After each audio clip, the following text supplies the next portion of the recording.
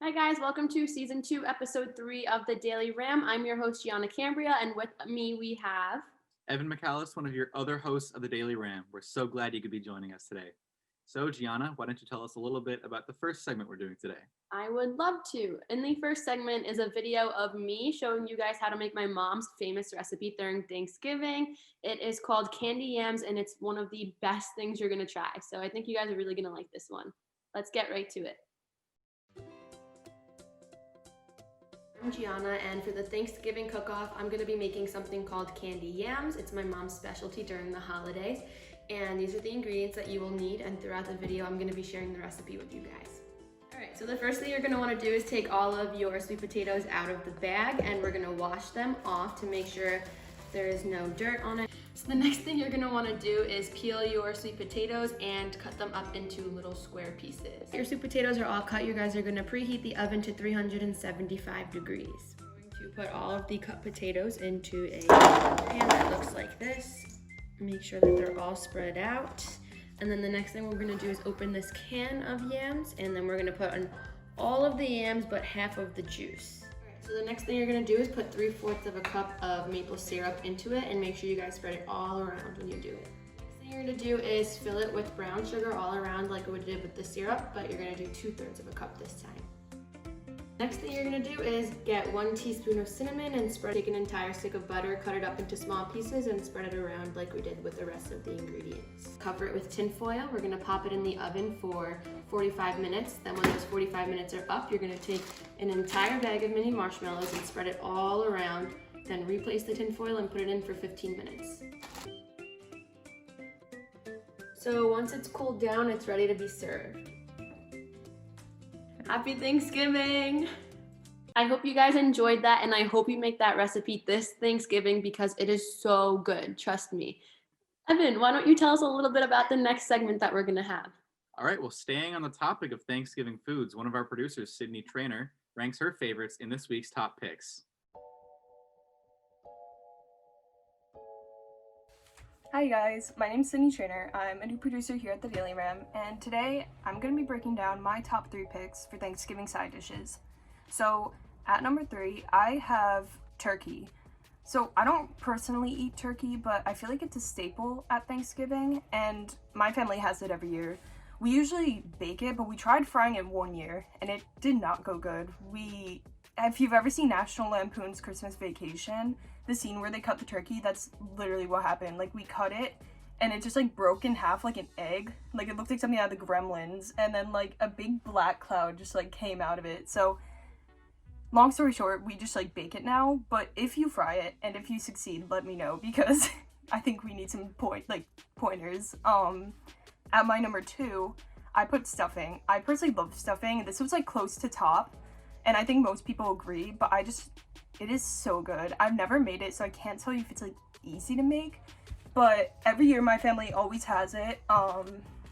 We never have a big Thanksgiving, but when we do, it's like really big and really long. And so one year it was like 12 o'clock, and we were all beat, and we just wanted to go to bed, and some of my family was still there, so we're trying to get everyone to leave, and my brother just ate like way too much stuffing. And so he walked into the room and just like projectile vomited across the living room, but everyone left, so it worked. And for my number 1, I have pie. I know that's more of like a dessert, but I just like Thanksgiving desserts are so good. And obviously I don't really like pumpkin pie, but I really like apple pie, or my family makes like apple crisp. We also have lots of like pudding pies, ice cream pies. We make like a lot of pie, and it's a good time. I think that another thing I was kind of like tied with putting on here was cranberry sauce, but I don't know, I personally like these 3 better. When I looked it up online though, I found that mac and cheese is also like a thing that people have, which I didn't know, but I could get on board with that. I hope you guys enjoyed my picks. If you agree with them or disagree, just let me know. Let me know what yours are in the comments below. And I hope that whatever your top 3 pick are, you eat way too much of them this Thanksgiving. Wow, Really hard to go wrong with any Thanksgiving food. I agree completely with her list. I wish I was eating some of that food right now. It looks so good. So the next video talks about some tips that would be helpful while going fully online and how to maintain those good grades. So let's get right to it. Hi everyone, my name is Leah, and today we'll be talking about some of the tips and tricks that you could use once we go home after Thanksgiving.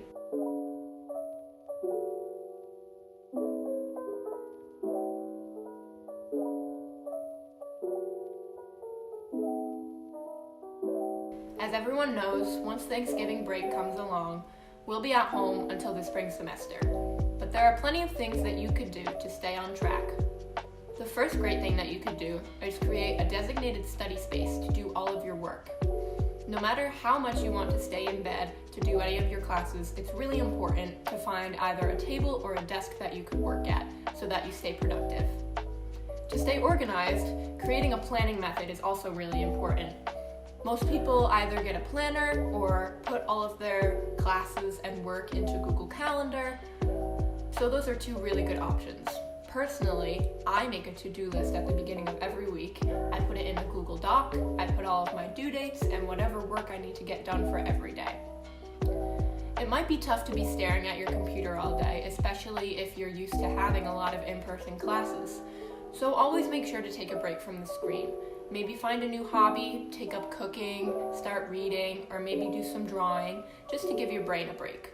I like to do a paint by number between my classes, just so that I make sure I stay on task for the rest of the day.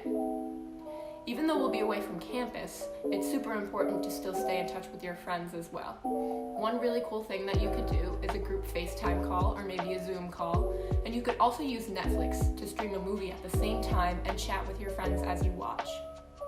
Even though we'll be apart, there's always ways that you could stay connected to the URI campus. And you could always stay on track with some of the tips that I just gave you. Bye guys.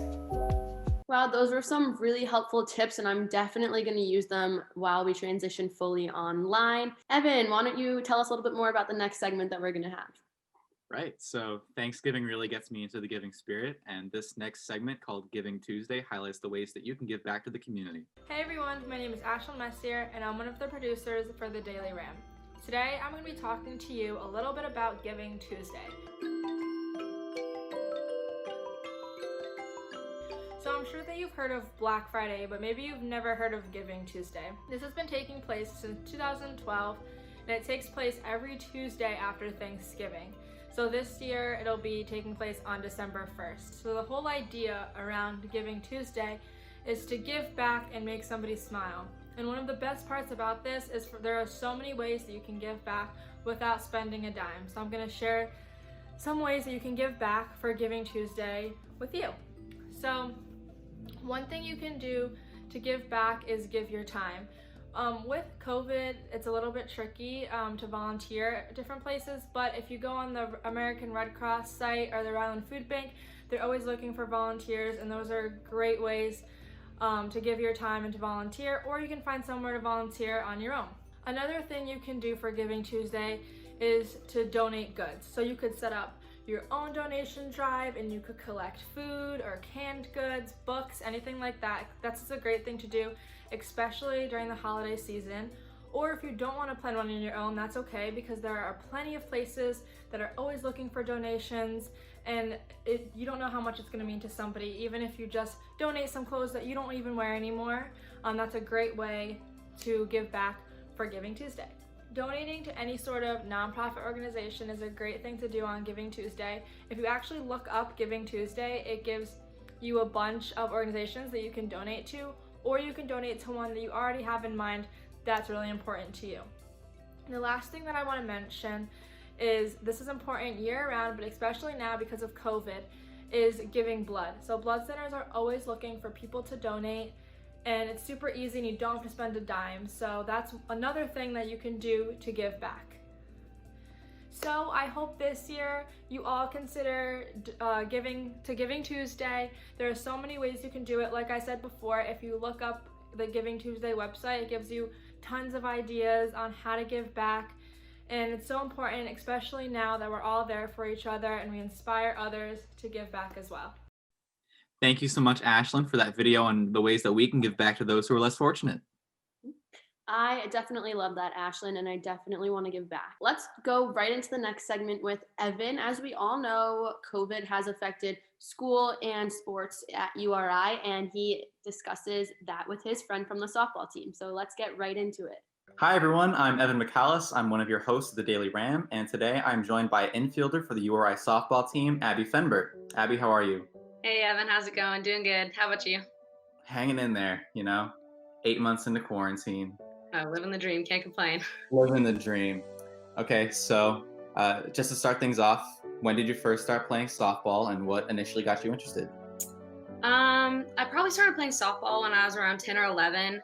It started with me playing t-ball with my older brother, Mitch. He's about 4 years older than me, but I mean, we were always playing in the backyard. We played at like a rec park together, and then it kind of became the age for me to switch over to softball, and so never looked back. I've been playing ever since then, so. So you are originally from Atlanta, Georgia. So when it came to deciding schools, what eventually made you decide to come to Rhode Island of all places? I had actually never even been to Rhode Island before I came on a visit, my recruiting visit, and I think it was one of those things. I went to a very small K-12 school, graduated with 160 in my class, and it was one of those things where I was just so ready to get out there and try something new, see a new place, meet new people. I absolutely fell in love with it. I love Rhode Island. I love New England. It's definitely not being away from home, but this has definitely become a second home in a lot of ways, and I just love everything about it. So you had sort of a big injury that happened to you in the middle of your playing career. So can you tell us a little bit about that and how it's impacted your playing? Yeah, definitely. So I tore my labrum in my shoulder, in my throwing arm, my end of my freshman season, and kind of tried to PT through it and things like that and see if it would get any better, and it didn't. And so I ended up getting surgery the beginning of my sophomore year, which then I had to get a revision on and a second surgery the end of my sophomore year, which I was already redshirting, so it didn't set me back too much, and finally got cleared to play. And so I'm excited about it and kind of getting back into the swing of things. It was definitely really tough and had to change a lot about my game to kind of cater to my injury, but you learn and you kind of face adversity. That's what the sport's all about, and it's definitely made me more resilient in just my lifestyle and things like that. So it's a blessing in disguise, and just kind of had to learn to see the silver linings and kind of just become a more dynamic player in a lot of ways, because I couldn't rely on certain things I used to. So obviously this year is going to look a lot different due to COVID restrictions. How are you guys preparing for that? So we've been kind of practicing in smaller pods based on positions and things like that. We started off with, I think, 5 or 6 in each pod. And then as COVID restrictions got raised to bigger numbers, we were able to make bigger pod sizes. And so that's been kind of preparing us for kind of the just oddness that comes along with the time that we're in. But they haven't released our schedule yet for the spring, but I know that we are not going to have any fly trips to kind of bypass any airport travel.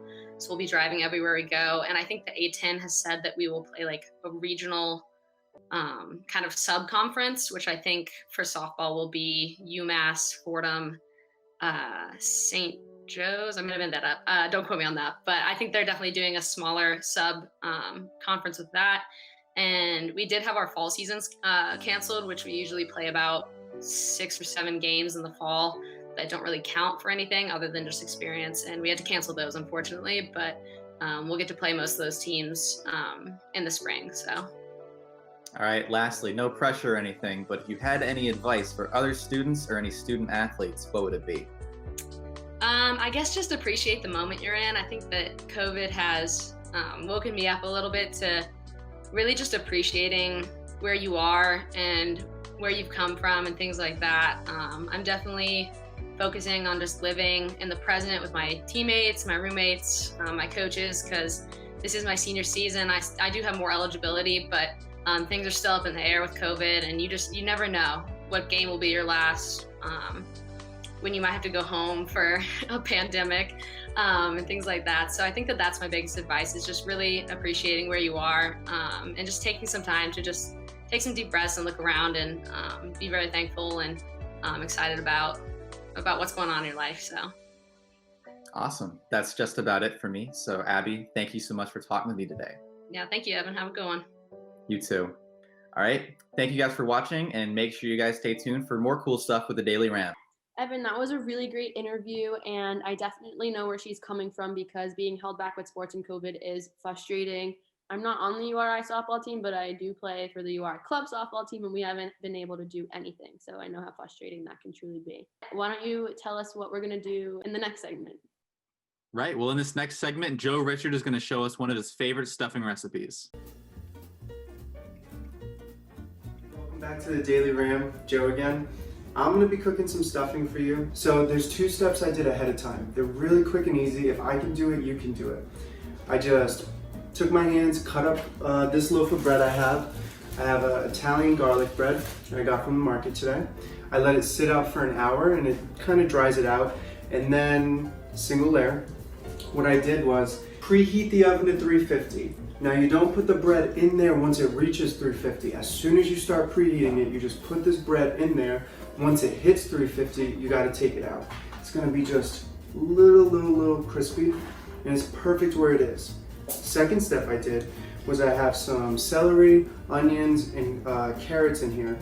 And what I did was I put those on a skillet, little bit of butter. It's your preference on how much butter you want to put in there.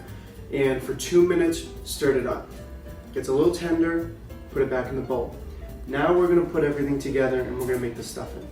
So you need 2 eggs, large white eggs. Here, all I have is rosemary, thyme, and parsley. I'm going to toss that in. This is about 1/3 cup. So now this is 6 cups, so I know I want to go to just about right here. You whisk it up. All right, you don't want to beat it too much, it's not an omelet. Salt and pepper, that's it.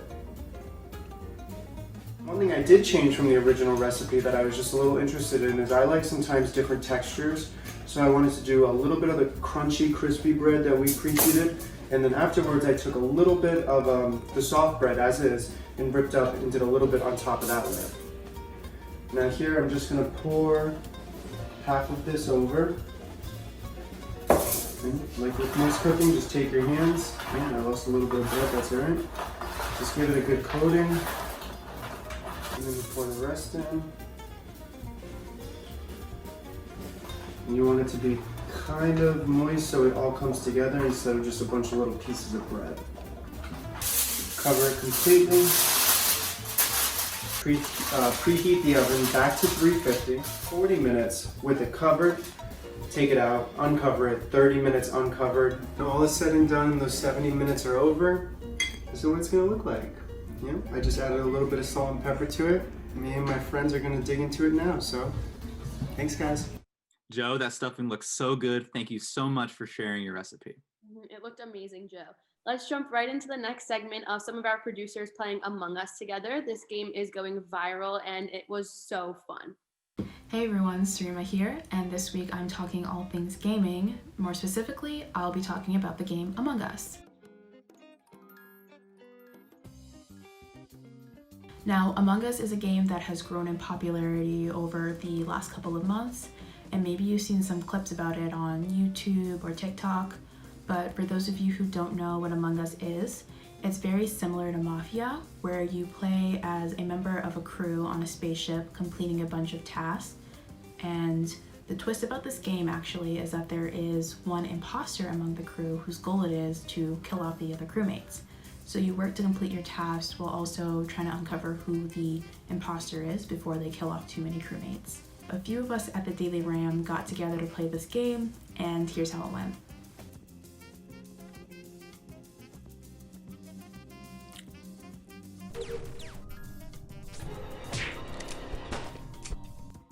The only suspicious thing, not to be blaming anyone, but the only suspicious thing that happened is I was in electrical and Julia kind of just walked in and then walked right back out. I'm finding some sus in Joe a little bit. I found him wandering too. I think it's Julia. Well, wait. We should start with where the body was first. It was right next to the cafeteria in one of the rooms, but I'm new to the game, so I don't know which one it is. I think it was Okay, electrical. well, and I went into admin and I saw Julia coming up from admin into the cafeteria, and then the body was reported. I was in the reactor. I was far away. I don't know how savvy enough Julia is at this game for her to be self-reporting, but Yeah, thank you. I was with Julia in the admin room, and we were doing our task together. Thank you. But I left before Julia. So.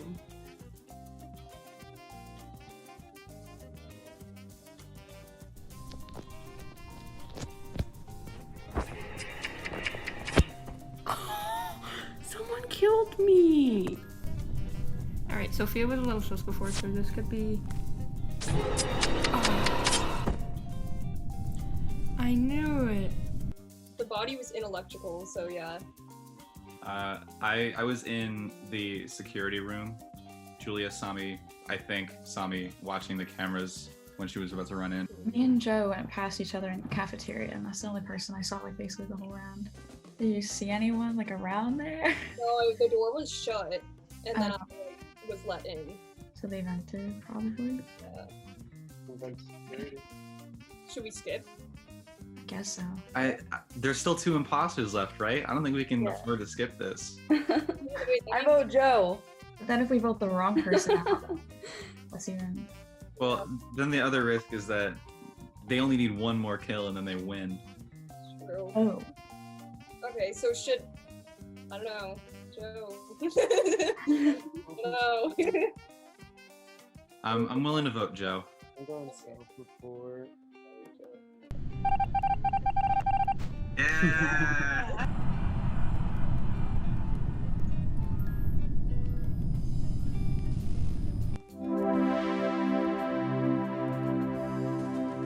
I hope everyone at home enjoyed watching us play as much as we enjoyed playing, and I will see you all next time.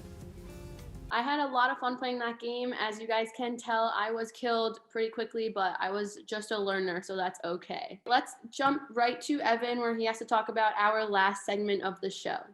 You know him, you love him. It's the childhood classic that still slaps to this day. It's Thanksgiving hand turkeys. Chase Hoffman and other producers on our team showcase their best hand turkeys this Thanksgiving season. Hi everyone. So as we all know, Thanksgiving is this week, and I just wanted to bring everybody back to a simpler time, aka elementary school, when we all had a little more time to do some arts and crafts. That's right, I'm talking about the time-honored tradition of hand turkeys. So this is something super fun that you can do to get in touch with your creativity and your inner child, and it's definitely a fun way to pass the time with the people you're locked indoors with. So I'm going to be showing some examples of really creative hand turkeys that I found on Pinterest, Twitter, and Google Images, and I'm even going to try to make one of my own. Some of my fellow Daily Ram producers are going to be participating as well, so make sure you vote on your favorites in the comments of our social media. So I'm just going to start out with this example of a really basic design. If you're not so much a visual artist like myself, then this is probably more your speed. It's kind of fun and a really good way to get your hands dirty in the process of making your turkey. And honestly, who doesn't love a little finger painting? Alright, now we're getting a little more advanced with this psychedelic hand turkey I found on Pinterest. Backgrounds are always something fun to use when making hand turkeys, and this is also a really good reminder that you don't always have to draw your turkey the traditional way. This last one is so cool and a really creative take on a classic design. It looks like it was made with a regular old pen, so something like this doesn't even require that many supplies. Of course, it doesn't have to be as advanced as this. I know mine definitely isn't, but this one was so cool it immediately caught my eye while I was searching the internet for inspiration. Okay, so now that I've shown off a few of my favorite designs and patterns, I thought it would be a little fun to make a little hand turkey my own. Like I said, I am not a visual artist by any means, so please don't judge me. But let's see how this turns out.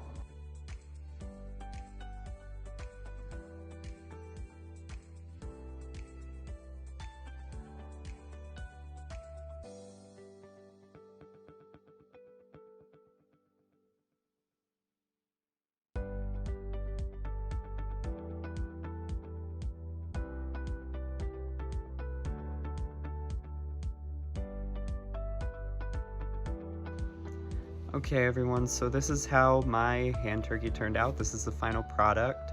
Overall, I'm pretty proud of it. It didn't turn out the way I expected, but I still think it turned out pretty well. I like the color contrast, especially with the boat in the sky and the kind of earthy fingers. It was cool cutting it out of the catalog. As I said, I am not an artist. I really can't draw, so these legs and the beak and the eye are a little tacked on, but overall, I think it turned out pretty well.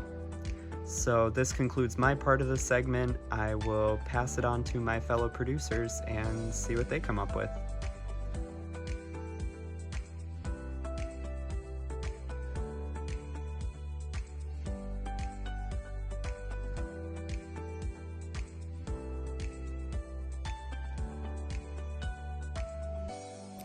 Thank you so much for watching, everyone. I really hope this inspires you to get crafty this Thanksgiving season. And don't forget to let us know your favorites in the comments of our social media. I hope you guys enjoyed season 2, episode 3. We all had a blast filming it, and make sure you tune in for the next episode. Yeah, thank you guys for watching. Bye.